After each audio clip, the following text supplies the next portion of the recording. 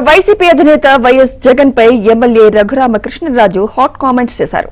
అన్య మతస్థుడైన జగన్ తిరుపతి వెళ్లాలంటే హిందూ మతం పట్ల అమితమైన విశ్వాసం ఉందని ఒక డిక్లరేషన్ ఇచ్చి వెళ్లాలని అన్నారు. పాప పరిహార్థం జగన్ చెంపలు వేసుకుని తిరుపతి లడ్డూను విశ్వాసంతో తినాలని సూచించారు. కాగా భీమవరంలోని తన నివాసంలో తిరుపతి లడ్డు ప్రసాదాన్ని స్వీకరించారు. చంద్రబాబు సీఎం అయ్యాక తిరుపతి లడ్డు స్వచ్ఛమైన నేతితో చాలా అద్భుతంగా తయారు చేస్తున్నారని తెలిపారు. భక్తులు లడ్డు ప్రసాదంపై ఎటువంటి అపోహలు పడవలసిన అవసరం లేదని సూచించారు.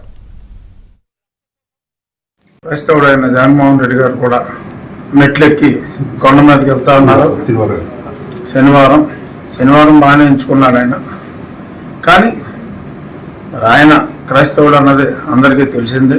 రూల్స్ ఫాలో అవ్వాలి. ఇది మన మతపరంగా అన్య మతస్థులు ఇక్కడికి వచ్చినప్పుడు ఈ మతం పట్ల కూడా నాకు అపరిమితమైన విశ్వాసం ఉంది అని చెప్పి ఒక అఫిడవిట్ ఇవ్వాలి. ఆయన గతంలో ముఖ్యమంత్రిగా ఉన్నప్పుడు తన్నే దేవుడిగా భావించేవాడు కాబట్టి గురవాయూరప్ప టెంపుల్లో అయితే అసలు అఫిడవిట్ ఇచ్చిన రానప్పుడు వాళ్ళు అంత స్ట్రిక్ట్.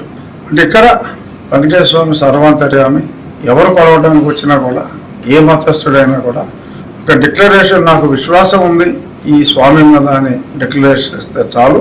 మరి జగన్మోహన్ రెడ్డి గారు ఆయన ఆ డిక్లరేషన్ ఇచ్చి వెళ్ళాలి అని చెప్పి ఆ పాప పరిహారార్థం మరి చెంపలు వేసుకొని వాసన చూసి వదిలేయకుండా ఈ లడ్డూను కూడా 10 మంది చూసేలాగా నిండు విశ్వాసంతో నమ్మకంతో లడ్డు తిని మరి ఆ తర్వాత భగవంతుడు మరిన్నిసార్లు ఆయనకి దర్శన భాగ్యం కలిగించి కొంచెం జ్ఞాన దృష్టిని, సర్వమత సమానత్వాన్ని, సెట్టింగ్లకు వెళ్లకుండా సెట్టింగ్లు వేసుకుని ప్రభుత్వ ధనం వృధా చేయకుండా చక్కగా విజయవాడలో ఉండాలంటే కనకదుర్గమ్మ గుడికి కుదిరితే సతీ సమేతంగా వెళ్తే చాలా బాగుంటుందని